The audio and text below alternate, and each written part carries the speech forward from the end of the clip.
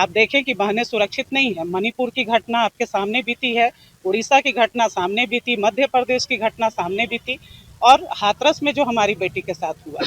तो इसलिए मैंने राज्यपाल महोदय को कहा है कि एक ऐसा मापदंड तैयार करें कि ये जो दरिंदे और राक्षस के रूप में बहरूपिया घूम रहे हैं समाज में, इनको इस तरह का कड़ी सजा दी जाए कि हमारी बहनें निर्भीक होकर सड़कों पे घूम सकें। क्योंकि मोदी जी का जो बेटी बचाओ बेटी पढ़ाओ का नारा है वो पूरी तरह से फेल हुआ है। आप उड़ीसा की घटना देखें, मणिपुर की घटना देखें, मैं झारखंड की घटना की भी बात करूंगी क्योंकि मैं भी एक महिला हूं।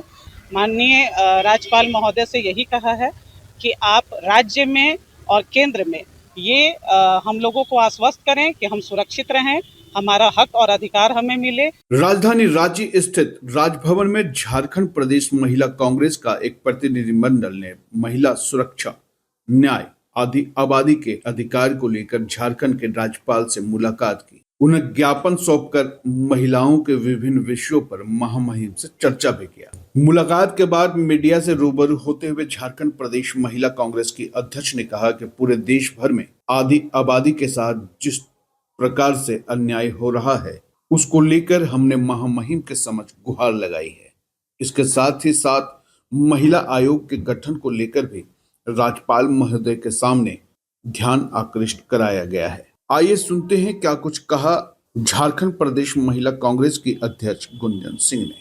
प्रदेश की बहनें प्रतिनिधि मंडल के साथ हम लोग गए और महामहिम से हमने ये गुहार लगाई है कि पूरे देश में जो हमारी आधी आबादी के साथ अन्याय हो रहा है, उनको सुरक्षा नहीं मिल पा रही है, गैंग रेप जैसी घटनाएं हो रही हैं, हत्याएं हो रही हैं, इन सारी चीज़ों को लेकर हम लोगों ने महामहिम से आज मिला और मुझे खुशी इस बात की है कि महामहिम आगे आकर हमारे साथ इन चीज़ों को जल्द से जल्द कार्रवाई करने और जो बच्चियों के साथ घटनाएं हो रही हैं उसके लिए ठोस नीति बनाने के लिए, साथ ही साथ केंद्र सरकार की एक ऐसी मापदंड तैयार हो जो आधी आबादी को सुरक्षा, हक और न्याय मिल सके।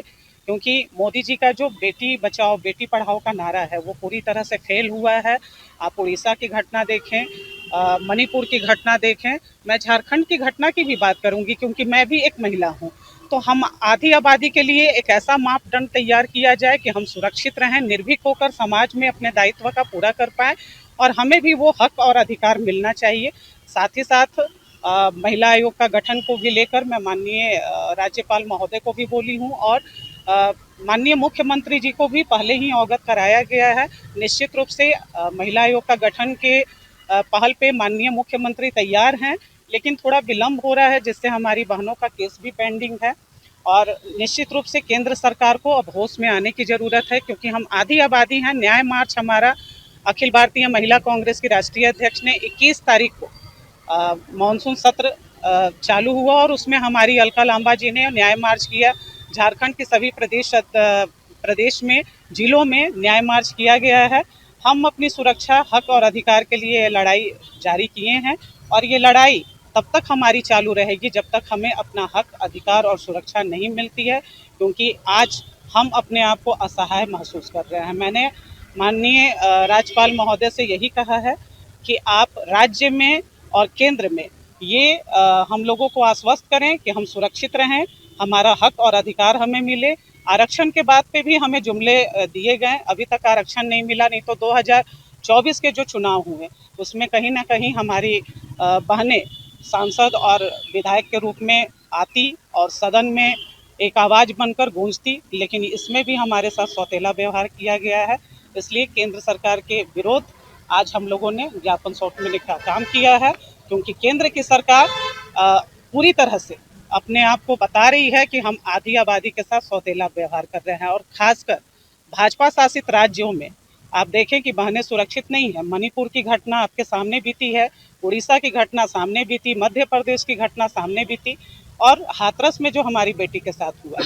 तो इसलिए मैंने राज्यपाल महोदय को कहा है कि एक ऐसा मापदंड तैयार करें कि ये जो दरिंदे और राक्षस के रूप में बहरूपिया घूम रहे हैं समाज में, इनको इस तरह का कड़ी सजा दी जाए कि हमारी बहनें निर्भीक होकर सड़कों पे घूम सके। अच्छा, कुछ दिन पहले बीजेपी के जो प्रदेश प्रवक्ता हैं उन्होंने प्रेस वार्ता किया था, एनसीआरबी का रिपोर्ट का हवाला दे रहे थे। उन्होंने कहा जो स्थिति है झारखंड की वो अभी अच्छी नहीं है, लेकिन राज्य में आप लोगों की सरकार है, तो ऐसा कानून मांग कीजिएगा हेमंत सोरेन जी से। देखिए, मैं तो पहले केंद्र से मांग कर रही हूँ कि केंद्र को ऐसी ठोस नीति तैयार करनी पड़ेगी जिससे हमारी आधी आबादी को सुरक्षा, हक, अधिकार मिल सके, उनके साथ न्याय हो सके। आज क्या कारण है कि उड़ीसा में इतनी बड़ी घटना हुई हमारी बहन सौम्या के साथ और केंद्र सरकार वहाँ मुखदर्शक बना हुआ है, वहाँ के मुख्यमंत्री को कान में जू तक नहीं रेंग रहा है। मणिपुर में आप देखिए, वहाँ के मुख्यमंत्री को तो छोड़िए, प्रधानमंत्री जी वहाँ पे अपना कदम तक नहीं रखे, वहाँ निगाहें फेरने का काम नहीं किए।